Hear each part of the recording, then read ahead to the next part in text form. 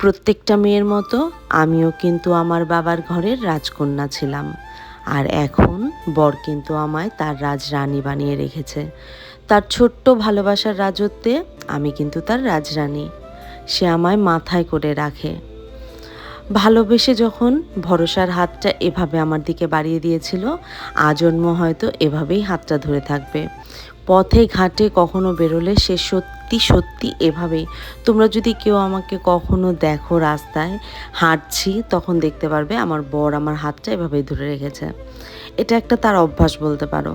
একদিন হাতটা ধরেনি, সেই দিন আমি রাস্তায় হোঁচট খেয়ে পড়ে গিয়েছিলাম। সে কথাটা মনে পড়ে গেল। তো আমরা গিয়েছিলাম সন্ধেবেলা একটু বিধান মার্কেটে, কিছু টুকটাক জরুরি কেনাকাটা ছিল সেগুলা করতে। তো ওগুলা করে যখন করেছি তখন কিছু কিছু ছোট ছোট ক্লিপস নিতে আমি ভুলেই গিয়েছিলাম। তারপরে একটা দোকানে দাঁড়িয়ে আবার টুকটাক কিছু শর্ট নিয়ে নিয়েছি তোমাদের সাথে শেয়ার করব বলে। তো যাই হোক, প্রচণ্ড বৃষ্টি হচ্ছে গো, আজকে টানা কয়েকদিন যাবৎ বৃষ্টি হচ্ছে। আর ভালো লাগছে না, বৃষ্টিটা একদম ঘিন ঘিন করে দিচ্ছে গাটাকে। আর তোমরা তো আশা করি যারা বিধান মার্কেট যাও বা হংকং মার্কেট নামে যারা চেনো, তারা তো এই জুতোর দোকানটা বা এই জুতোর গলিটা সবাই চেনো। আমি ওখান থেকেই ম্যাক্সিমাম সময়তে জুতো কিনি। আজকে গিয়েছিলাম ছেলের জন্য কিনতে, ওখান থেকে ছেলের জন্য কিনেছি। আর আমি কিনেছি আজকে বাইরের থেকে। তো এখানে একটা ফোনের পার্স দরকার ছিল আমার, ছোট্ট একটা ফোনের মোবাইল ব্যাগ। তো একটা মোবাইল ব্যাগ নিয়ে নিয়েছি। আর যেহেতু আমরা শিলিগুড়িবাসী, প্রচণ্ড তো বৃষ্টি হয়ই, আমাদের একটা রেনকোট দরকার ছিল, তাই রেনকোট নিয়েছি। ছিল দরকার একটা বড় ধরনের ছাতা। ছাতা ঘরে আছে কিন্তু সেটা ছোট ছাতা।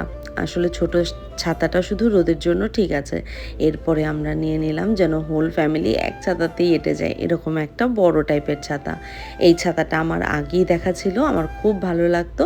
এই ছাতাটাই আজকে কিনে নিলাম, কারণ শিলিগুড়ির বৃষ্টি বলে কথা, এই রোদ এই বৃষ্টি, কখন যে তোমায় বৃষ্টি দিয়ে ভিজিয়ে দেবে তুমি ভাবতেও পারবে না। তবে এই ছাতাগুলো ক্যারি করা একটু ঝামেলা হলেও কিছু করার নেই। ঠিক আছে, তারপরে আমি আমার স্যান্ডেল কিনে নিলাম। আমারও একজোড়া স্যান্ডেলের প্রয়োজন ছিল। কারণ কি জানো, আমার পায়ে একজোড়া স্যান্ডেল তোমরা কেউ দেখেছো কিনা, ওই যে দেখো পেছনে রাখা আছে, এই স্যান্ডেলটার নাম অনেকেই বলেছে এটা হচ্ছে নবগ্রহ স্যান্ডেল। আবার অনেকেই স্যান্ডেলটাকে এত ভালো বলে যার কারণে ওই নবগ্রহগুলো না সব খুলে খুলে যায়। তো আমার না নিজেরও ভীষণ ভালো লাগে এই স্যান্ডেলটা, তাই ভেবেছি এটা একটু আপাতত স্টপ থাক, তার জন্য আরেক জোড়া স্যান্ডেল নিয়ে আসলাম। আর এখানে বরের দরকার ছিল হচ্ছে কিছু ছাতু। সে আবার ছাতু খেতে ভীষণ ভালোবাসে, তার নাকি ছোটোবেলার স্মৃতি মনে পড়ে যায় এই ছাতু খেলে। তো ছাতু কেনাকাটা করে যেই স্কুটিতে উঠেছি, বর বলল কি চা খাবে, তো আমি বললাম চলো 1 কাপ দুধ চা হলে মন্দ হয় না। তো চায়ের দোকান ঘুরে কেন জানি আর খেতে মন চাইলো না, তখন মনে হলো চলো দুজন দুটো মিষ্টি পান খাই। তো মিঠা পানই নিয়ে নিয়েছিলাম, খুব ভালো লেগেছে। বড় খেয়েছে, আমিও খেয়েছি। পানটা আসলেই ভালো ছিল, খুবই ভালো লেগেছে পান খেতে। এখানে বর তার মুখে ঠুসিয়ে দিয়েছে, আর এখানে আমি ছাতাকে বগল দাবা করে তারপরে পানটা মুখে ঠুসিয়ে নিজেকে ঘটক ঘটক ফিল করছি। তো চলো টাটা।